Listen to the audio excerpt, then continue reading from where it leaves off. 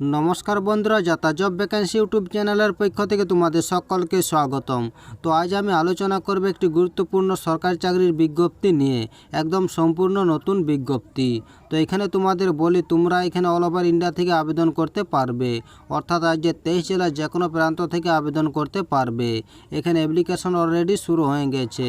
এখানে কোনো রকম রিটেন টেস্ট কিন্তু থাকছে না, কোনো রকম রিটেন টেস্ট ছাড়াই সরাসরি ইন্টারভিউর মাধ্যমে নেওয়া হবে। তাই এই গুরুত্বপূর্ণ সরকারি চাকরির বিজ্ঞপ্তি নিয়ে তোমাদের সাথে বিস্তারিতভাবে আলোচনা করব।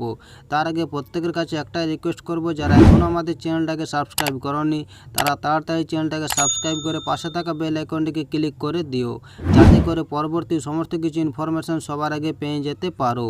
চলো দেরি না করে অফিসিয়াল বিজ্ঞপ্তি নিয়ে আলোচনা শুরু করি। তো দেখো বন্ধুরা, অফিসের নোটিফিকেশানটা ওপেন করে নিয়েছি।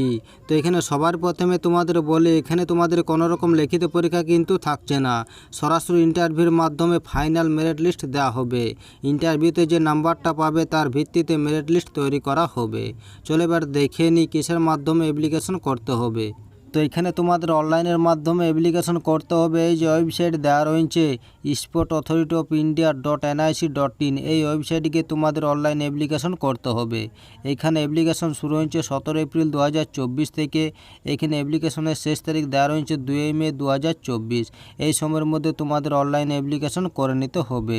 চলো এবার দেখেন এখানে এজ লিমিট কত দেওয়া রয়েছে। তো এইখানে এজ লিমিটে আপার এজ লিমিট দেওয়া রয়েছে 50 বছর, last date of online application অনুযায়ী, অর্থাৎ 2 মে 2024 অনুযায়ী। এখানে রিমিউনেশন দেওয়া রয়েছে, এখানে তোমাদের প্রতি মাসে 1,25,000 টাকা করে দেওয়া হবে। তো চলো এবারে দেখে নিই নিয়োগটি কোথা থেকে করা হয়েছে।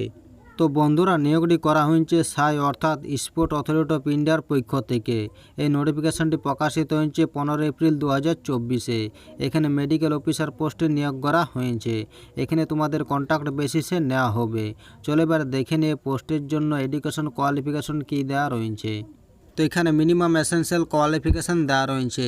এখানে বলা হয়েছে প্রার্থীকে bachelor of medicine and bachelor of surgery MBBS থাকতে হবে রিকগনাইজ ইউনিভার্সিটি বা ইনস্টিটিউশন থেকে, এবং এখানে সঙ্গে 5 বছরের এক্সপিরিয়েন্স থাকতে হবে। অথবা এখানে বলা হয়েছে PGDSM এর সঙ্গে মিনিমাম 3 বছরের এক্সপিরিয়েন্স থাকতে হবে।